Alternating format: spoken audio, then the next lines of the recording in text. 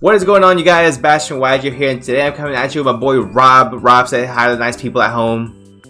People at home, it's Rob. It's What's Rob. Up, so we got Rob. It is Rob. So my boy Rob, he coming at you with the Prank It deck profile. Now, Rob, go ahead and tell people what you did with this deck. So this deck has been like a cluster of things. It went 5-0 locals this past week. Then like I 2-0'd everyone except for one like Eldritch guy, and then I took it yesterday to a 3v3, and we collectively went 3-2-1. I think I'm the one that also went 3-2-1, because I lost twice, I drew once, and I won 3 times. So the deck has actually been performing really well, and one of the games I lost was very winnable. I just made a huge mistake, and the guy got very lucky. So it's Prank It Adventure. Yeah, it's Prank It Adventure. We respected the Phantom Knight deck, and my teammates were also playing Phantom Knight, so we were testing it. And they were 2 of the people that I 2-0'd on Wednesday. It was great. And it was like, we thought that deck was one of the better decks, but since it would be so well known and so respected, we didn't want to play Phantom Knight, or I didn't want to play Phantom Knight. So it was just a 1-card engine, and then Brave. The Adventure is also a 1-card engine. And so 2 1-card engines plus like non-engine cards, it's just so free. And so I'm just gonna get to the deck profile. Alright. Yeah, this also technically would be the February deck if we're doing that as well. So right. Yeah, 3 Lamseys, 3 Dropseys, 3 Fansies, and 2 Roxys. I think Roxys is the absolute worst card in this deck. I wish you didn't have to play it, or I wish it could be any other card. It's the worst standalone because you need another kid. It's the worst under Floodgates because if you normal summon this and they flip, there can be only one. You can't make Meow Meow. If they Lancia you on the effect, you don't get to summon a kid. So this card, I wanted to play it at 1, and I usually decided a copy of it out. But you'll see later that my list is very like skim on Prank It cards, so you run through them very quickly. So that's why the second was very like valuable. And then like these are just standard. Like you would never play any less of the original 3. Right, need those. And then for the adventure stuff is 3 Water Trenches and 1 Griffin. This card's actually, these packages are so insane. I wish I drew it more. When I played it in locals, I think I only drew this package, like, I didn't open it, but like it was a top deck, and then I was like, cool, this and the adventure alone, the adventure engine alone is 4k damage. So like, if you've already burned them for like 1,000, so they're at 7k, the adventure engine is 4k, and whatever you have can be like 2 to 5k. So like, this engine just lets you kill them. It sets up the Omni Negate before you get endued, and then also lets you chain block your first Prank It, which is really good because it means you don't lose to Ash as much. There you go. Yeah, and then this just like being the Omni is really good. What's cool is it's a quick effect, so like if they bounce it in the mirror, like let's say down distance that token, you just like cool activate, and then they're forced to negate it, and then you can just use one of your non-engine cards. And then speaking of non-engine, so we only made 6 hand trap or 2 hand traps, or monster hand traps, being Ash Blossom and Artifact Lancia. So the Lancia in the main deck was so good. We were like, okay, against Phantom Knight, this just shuts off the entire Phantom Knight deck. If they go Cherubini, send Enchantress, you Lancia them and they can't do anything. If you play against the Tenyi Sword Soul deck, it just stops the Tenyi part of their deck. And then if you play against like the Mirror, it has cool applications like the Roxy's thing. And also it's the adventure stuff. And then Ash was just generic for the room. It was good against Flaunderies because you hit Ash the second Flaunder monster, and then once they open the field spell, they can't really do anything. Oh, Lancia is also good against Flaunder because it hits the field spell as well. Because they go effect to banish, and then you just Lancia, and they don't get that extra normal. So I've seen a lot of people start to take out Ash from their main deck and put Ogres and Veilers, things like that, instead of the Ash. What made you choose to continue to put Ash into the main deck instead of going that route? So I kind of missed Ogre. Ogre was something that we all like talked about because we were just like, all right, maybe we play 2 Ogre and play 45. Because this list is 43. It's not the Rob special 41. But it's what's it called? We didn't have space. Like we didn't want to play like 2 Lancia and then play 44 with 2 Ogre. Like that was another thing we talked about. Like we really valued Lancia. Right. So I think this is fine. But Ash was also just for a room. Especially with the 3v3, I didn't know what we were playing against, and since I was B, I figured I would either have the most meta and streamlined ones versus the most random. And this also is really good against Eldritch, which is another deck that we expected, because like they'll floodgate you, and then they'll like, this deck is really good with just summoning a big ass monster and attacking, right? So if you can go Ash to Scarlet, and then they're locked for a turn, and then you have Lancey and other cards to simplify the game state, it's fine. So Ash is just also really good against Eldritch too, because you can Ash like Prosperity, Extravagance, or like the Scarlet. And then Veiler, I think Veiler, because you can. So I'll say this: we played 3 Permanents as well. So the thing about Veiler is that Veiler is good or better when off pranks, but this is just like in a format with Scythe, you kind of need this specifically, because if you top deck it, you can hit the Rusty, or you can negate the Scythe. So like we just wanted more cards to stop Scythe, and which is what we put the deck to do. Like I'll show more in the spells, because there's 6 more spells that like deal with Scythe. But this is like all the hand traps. There's just 9 hand traps in total, and then we sided more hand traps. Right. And then for the spells, it's a 2 Trinkets Place, 2 Pandemonium, and 1 Trinkets Pranks. So I did not play a 3rd place and Terraforming, which I know a lot of people, like, well, a lot of the guys that I was talking to were just, Rob, you're crazy. But a problem with this deck is drawing too many Trinket monsters, going second. So, like, because it's very easy to draw, like, double a normal kid, a place, and, like, a Terraforming, or 3 of a kid and Terraforming, or 3 places and a kid. Like, it gets very redundant.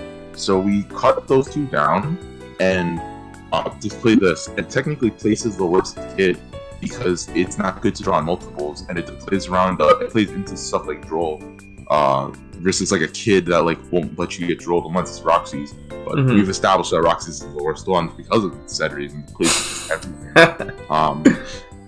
But I never missed like the 2nd, the 3rd, or 4th place. Like genuinely, like whenever I needed to see it, I would search it, and then if I started with it, it was great. But like it was also going first. It doesn't chain block you, like because you have no monsters. It's only really good going second. It's only objectively broken in second. But yeah, so I actually just never missed it. Like I think there was only 1 game I did not draw a kid in 11 rounds. 11 collective rounds of playing. I think there was only 1 game I did not draw a kid, and that was I got de-shifted, and a kid would have been so bad. So I literally just went adventure control against Fluanderies, but yeah, double Pandemonium. Well, there was only 1 game where a 3rd came up where I had to banish 1 off Roxy's, and then my other one got DD crowed. So there was a mirror match I had to play without a fusion spell. So that was like a really bad game, but like that was the only time a 3rd could come up. Like you typically banish like an extra kid, you banish like an extra hand trap. Like you should never banish the 2nd Pandemonium. Like that was a misplay that also cost me that game. And then the 1 Pranks is searchable, and it's the best card because it lets you play after you use your 1 Meow Meow, and it lets you put the Meow back.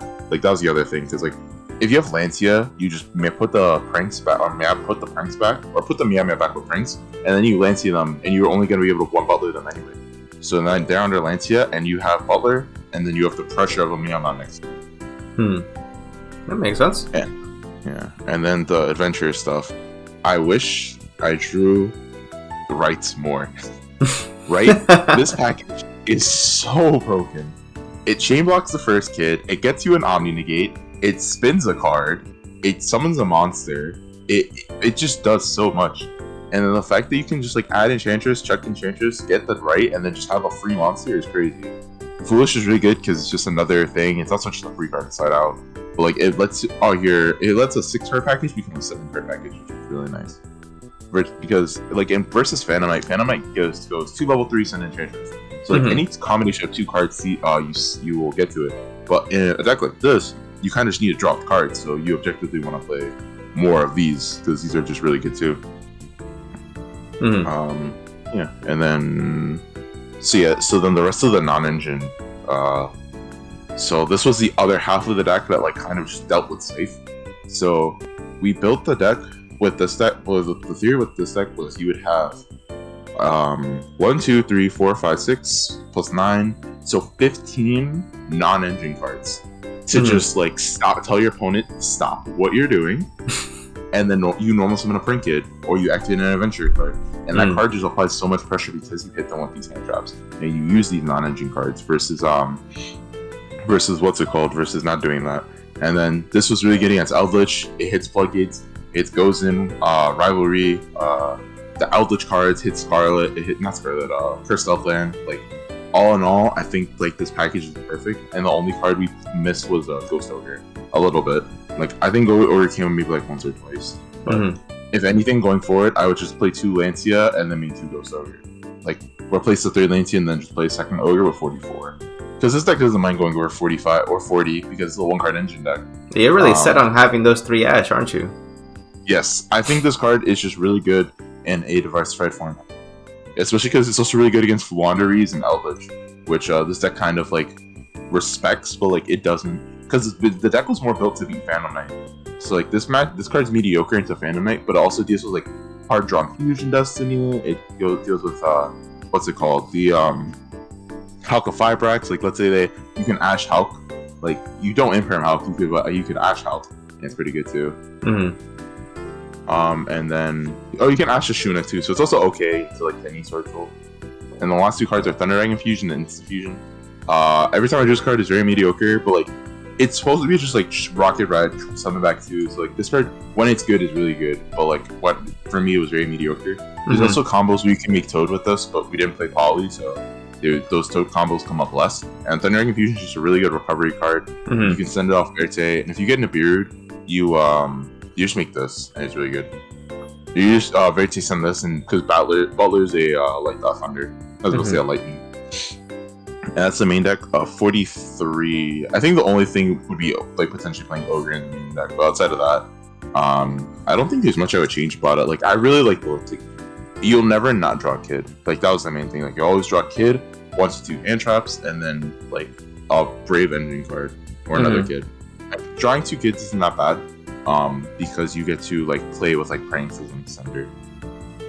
So for the extra 3 chicken, 1 meow meow, 1 bow wow, 1 rip roaring. I made this against Eldritch once, and he like was like scared to set cards, and then I killed him.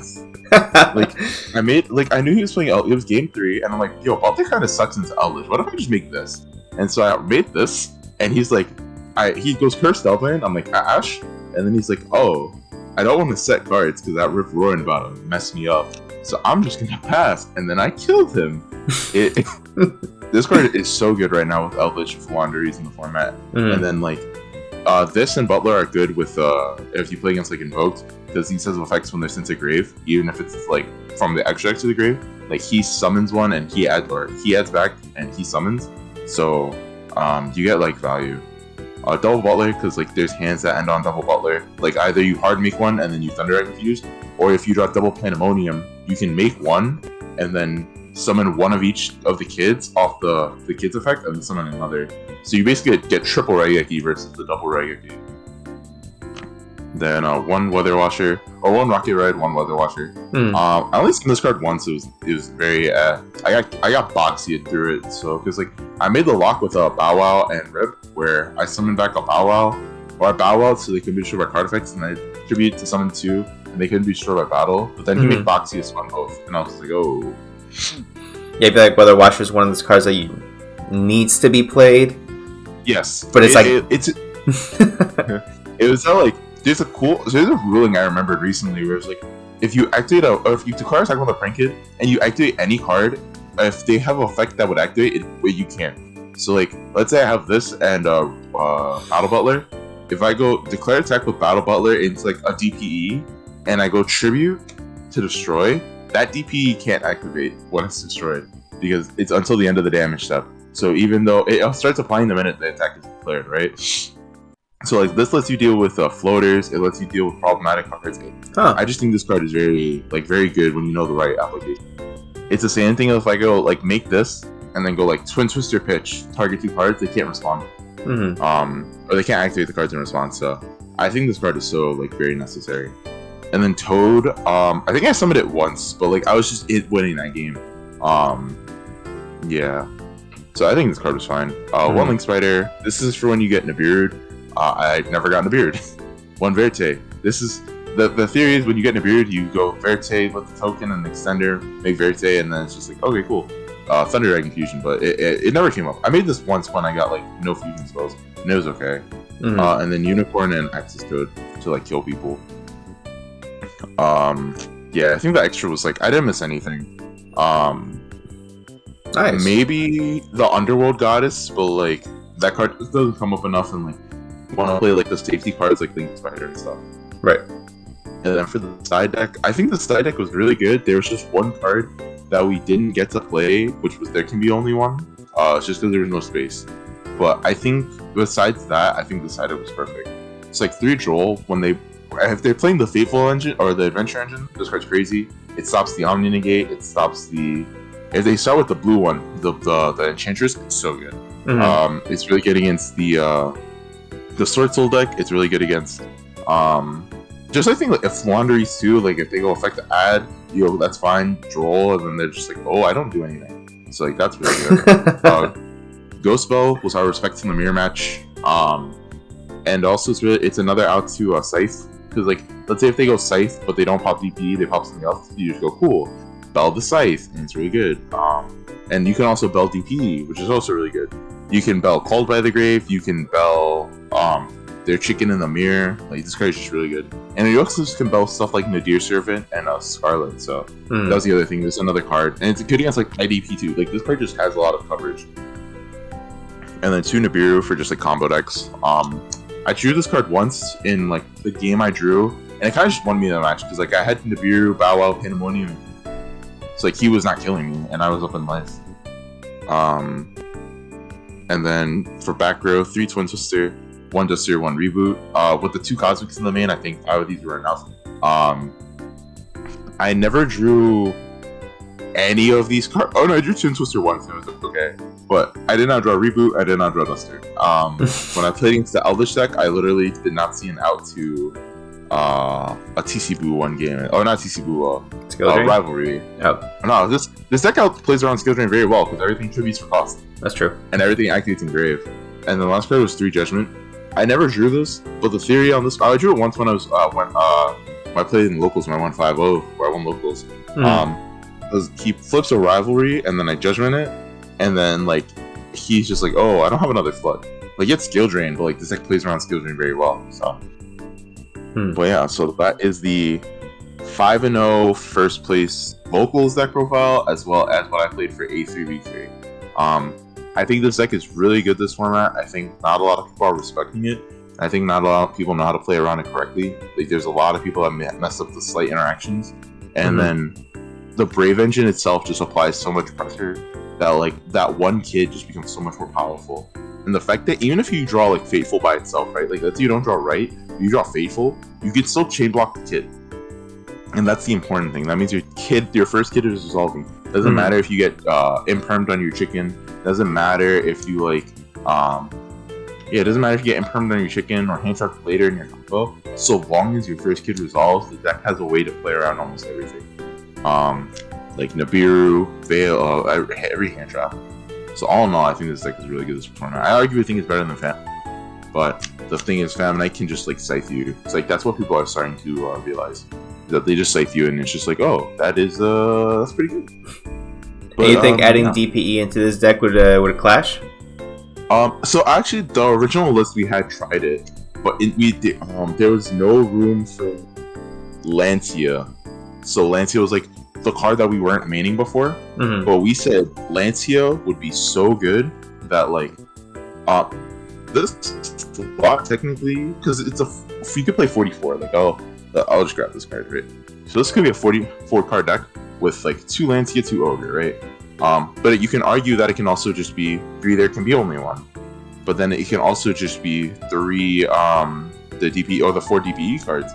But then the problem with that is it adds 2 bricks to your deck because Celestial Dasher. And then on top of that, it takes a card in your extra deck away. So like you might not be able to play like the second Butler or the third. I think you can see the third Doodle Do for the DP itself. You only play 2, but sometimes you have to go through multiple on a turn. Like there was a game I summoned all 3 doodle in the same turn because the first one got hand trapped, so I had to make a second one, and then I had to make a third one because I wanted my Bow Wow to point to something. Like it like the card that third doodle will come up, and then like all these cards do come up. Okay, wait, no, there we go. All these cards do come up. So it's also the fact that we just didn't want to play more bricks, and we thought the non-engine was really good. And this card was just like so insane. I think the list was like almost perfect. Like the only reason we didn't win the tournament was because I misplayed. Like if I just didn't misplay, I think we actually could have just won the tournament, which is crazy. But Gotcha. it was still a good time, still a very good experience. Adam and Kevin we all had a lot of fun, and I actually have their list. So if you guys would be interested in seeing that and some Phantom Night content, definitely go like, comment, subscribe. Let me know in the comments below, or let us know below if you guys want to see some Phantom Night deck profiles as well. Looking at how the deck has evolved since we last looked at it. I think like last year when I did it for the deck of the month a year ago. Yeah, definitely. And I'll also go ahead and leave a link in the description for Game Day YouTube page, where Rob currently works. So check out Game Day Toys and Games in what's it called, in Myrtle Avenue, right? Myrtle Avenue, Richmond, New York. On the Game Day YouTube page, we also do box breaks. We do box breaks. We open cases. We start doing deck profiles as well, so you might see some familiarity if I do a deck profile for them as well. But you'll get to see like the atmosphere of Game Day. You know, we also open the newest set when it comes out. We open up a box. We open up a case. Same thing for Digimon as well. We open up a case. We open up a box of the newest Digimon set as well. So if you guys are also in Digimon, check us out. Game Day TCG. The YouTube will be in the link in the description below.